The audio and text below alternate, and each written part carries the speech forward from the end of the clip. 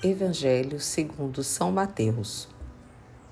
Naquele tempo, Jesus percorria todas as cidades e povoados, ensinando em suas sinagogas, pregando o Evangelho do Reino e curando todo tipo de doença e enfermidade.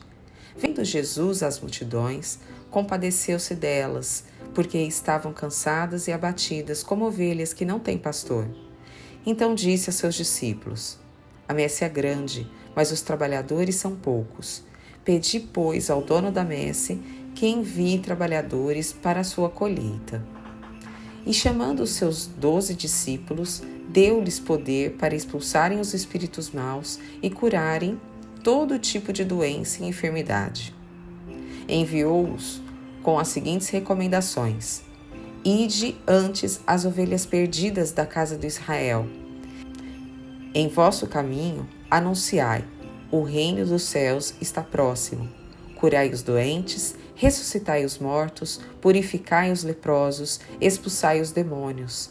De graças recebestes, de graças deveis dar. Bom dia a todos, hoje 9 de dezembro, o caminho é este, segue, é o caminho de Deus, é que nos fala Isaías na primeira leitura de hoje. Nós devemos seguir o caminho de Deus, porque nós teremos a abundância da graça que Deus proporciona a cada um de nós.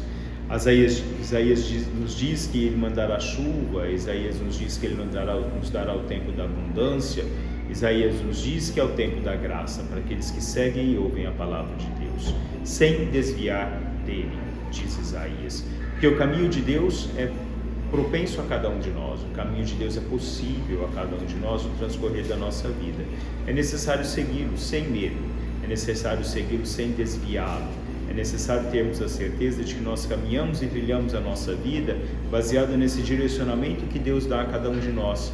Deus nos aponta todos os dias o caminho que nos leva à sua presença.